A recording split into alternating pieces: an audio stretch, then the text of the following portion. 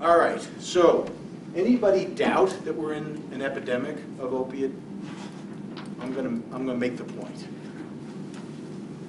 These are non-heroin opiate synthetic admission rates for treatment. As you can see, Nevada, back in 1999, as most states, was in the less than 8 per 100,000 in population over 12. Just watch the sequence from 1999 to 2001, 2003 to 2005 to 2007 to 2009. Our country has turned red. It's not the communists that are invading. There are more deaths today from unintentional prescription overdoses than heroin and cocaine combined. 35,000 deaths last year, 100 a day. This is the AIDS epidemic. It was clearly, no one would doubt that AIDS was an epidemic. But here's the good news. With adequate treatment, this epidemic has changed, and the rate of death and disability from HIV has decreased. That's the opioid epidemic in young people. Now that only goes to 2000, but I can tell you if we extended this out to 2005, we would see that 18 to 25-year-olds are the #1 group that are using and abusing opioids. And that 12 to 17-year-olds are right behind them. Girls more than boys for that age group. 1 out of 10 high school seniors has used hydrocodone, Vicodin in the last year. 1 out of 20 have used oxycodone. And that's 2005. The 2010 data is out. I just don't have the slide for it. And it's stayed the same. Yes, sir? Where did they get it? What's the primary access? The primary access for young people is our medicine cabinets. Parents and friends' medicine cabinets, mostly without permission. Now, dentists apparently are high prescribers, and they're being focused on by the CDC. But most of the kids who are getting these drugs are getting them from their family's medicine cabinets. And there was a campaign a couple of years ago. It seems to have fizzled out a little bit. Yes? I do Suboxone treatment, so I see a lot of these kids, and my experience is that most of them are getting their drugs from their orthopedic surgeons because they're snowboarders and skiers and they've broken things, and they claim chronic pain, and they keep going back to their orthopod and getting more drugs. And so that's been my experience, overwhelmingly. Yeah, that's not the national data, but I believe you, and that's interesting. Certainly physicians are the source. It's less likely that young people are going to have a definable condition, but up here, you know, with all your activities, that's very interesting. And what's your practice? I'm family practice, but I have Suboxone prescribing. Got it. Yeah. That's interesting. But the data says 70% are getting them from family or friends' medicine cabinet. And that's held from Monitoring the Future and Partnership for Drug-Free America up until 2010. Here's a staggering figure. This is the death rate, the purple, from opiates. Those are opiate sales. So what this tells us is when there are more opiates available, there are more people overdosing and dying. And the yellow line is treatment.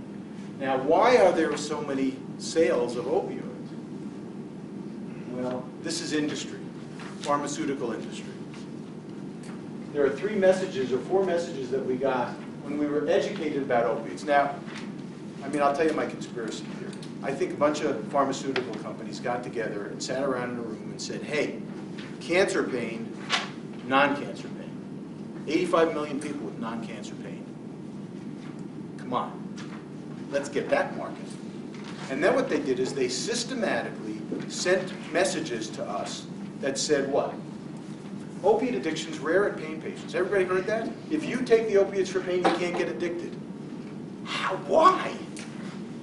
What? If you have a brain that has a receptor site that hits Vicodin, how can it tell the difference if you have sore back or if you're taking it to get high?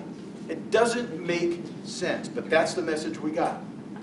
The second is that we are being remiss if we don't prescribe. We are being opiophobic, we were labeled. And there was a whole thing. Doctors were being sued for underprescribing for pain.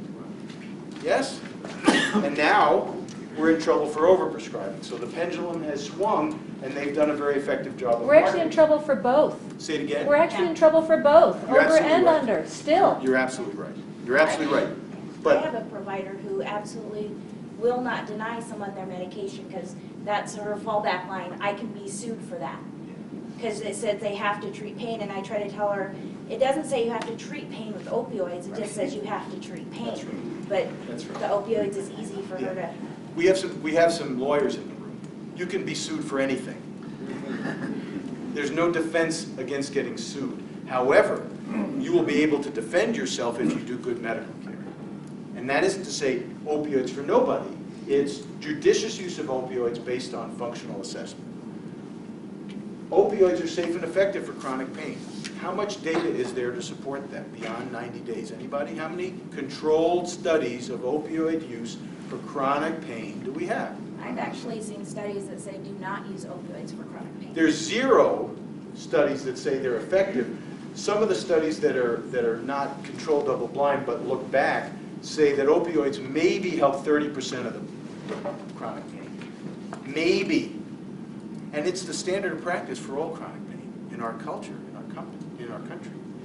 And then there's one last thing, which is opiate therapy can be easily discontinued. That is a damn lie. It's just not true. But we were told all that, weren't we? I think that's one of the reasons too, when we were talking about the 1 to 10 pain scale, that I think that patients sometimes manufacture that scale based on the fact that if they think their pain is less, their medicine will be less. Everybody hear that? You know, we do what we're incentivized to do. If we are driven to use pain medications, especially as chemical copers, we will say the pain is higher, or we will experience the pain is higher so that we can justify taking medications. You know, my folks, I have the unique opportunity of being in Amelia where I have a team of people to work with these people, not in an office practice where it's just you or maybe you and a medical assistant. So I get that I have this luxury, but when they get their opioids gone, they tell me stories about what they told you guys in their offices. It's unbelievable. And you know what? They believe the story.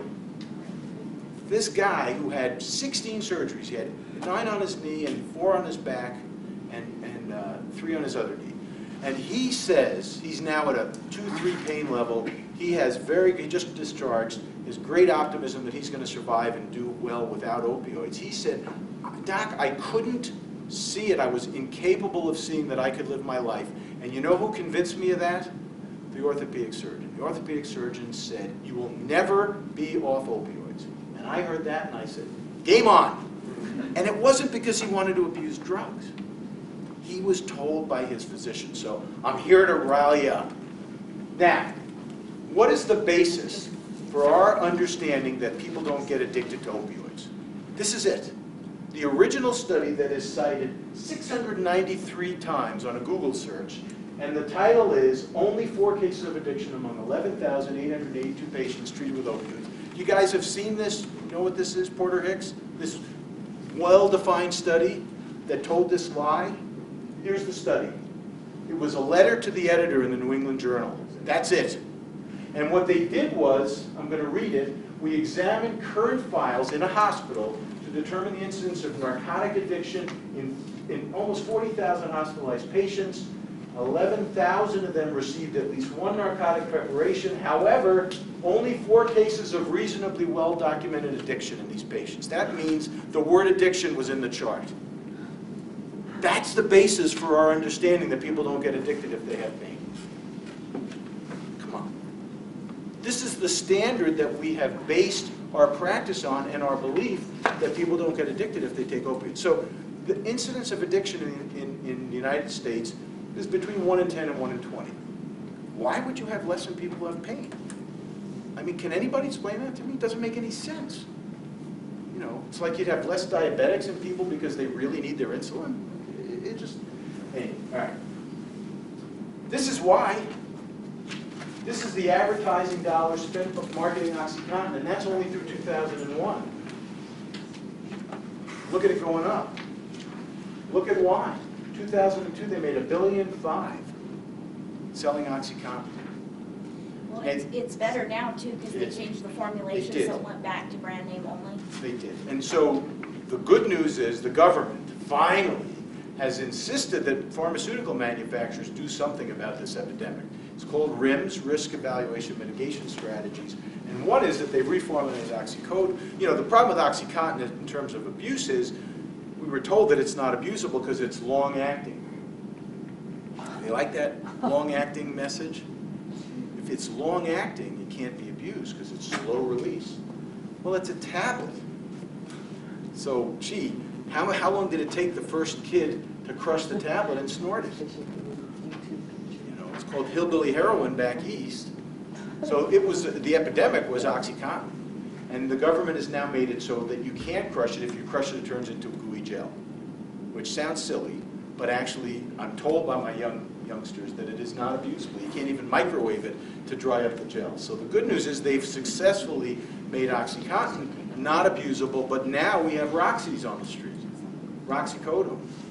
That's the drug of choice, Roxicets in Las Vegas. So here's what it looks like. I mean, that message makes me want to take OxyContin. And I'm in recovery 27 years. I want to focus on my life, not my pain. If that were what was happening, we wouldn't be here talking about it. The FDA permits drug manufacturers to advertise opioids as safe and not effective for pain. There is a hearing of the FDA. I was asked to come, but I'm not going to be able to come, the 30th and 31st of this month, to look at this indication. And the proposal is that we change the indication so that opioids are no longer indicated for chronic non-cancer pain. I don't know if it has a prayer, because there's a lot of lobbying influences and a lot of money behind keeping it the way it is. But we're stirring things up, which is good news. If you're interested in this topic, Physicians for Responsible Opiate Prescribing, PROP, Google them. That's a group of physicians who really are interested in looking at the other side of this. They produce a lot of this data, and they're really putting out the message that we are in big trouble, we need to change. Freedom from pain. Maintain control of your patient's therapy. And here's my favorite. You know, we talked about that lovely measure, how much pain are you in? You know that in this hospital, every shift, nurses have to ask how much pain you're in. Yes? It's called what? Fifth vital sign. So the vital signs used to be blood pressure, pulse rate, respiratory rate, and temperature. And now it's pain. Tell me how much pain you're in. Well, how's that an objective vital sign that we want to measure every shift? And what happens when you're in pain? Nurses, anybody? What do? You have to medicate him. Yes? No? Meaningful use, we just have to pay up. It's one of the meaningful use criteria and requirements. I know. Yeah. So, was JCHO in collusion with the pharmaceutical industry when they did this? I don't know, but this display is the OxyContin display at a pain clinic, at a pain conference, and it says, "Are you ready for the JCHO pain standard?" So,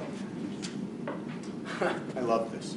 How effective are pain meds? This is Nucenta, Tapendalol, new, different. It's more like Tramadol. It's got a little norepinephrine effect, which is nice.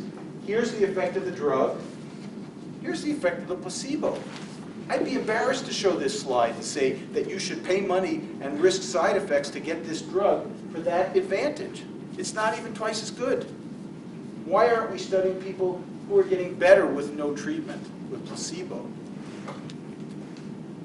Jane Ballantyne was quoted in the New York Times. She's in Washington State. She was one of the authors of the bill that says there are limits and we're on the wrong track. And she said, I think that after 20 years of a failed experiment, she calls it, that there are not many people supporting this is chronic opioid use, except for the diehards in the pharmaceutical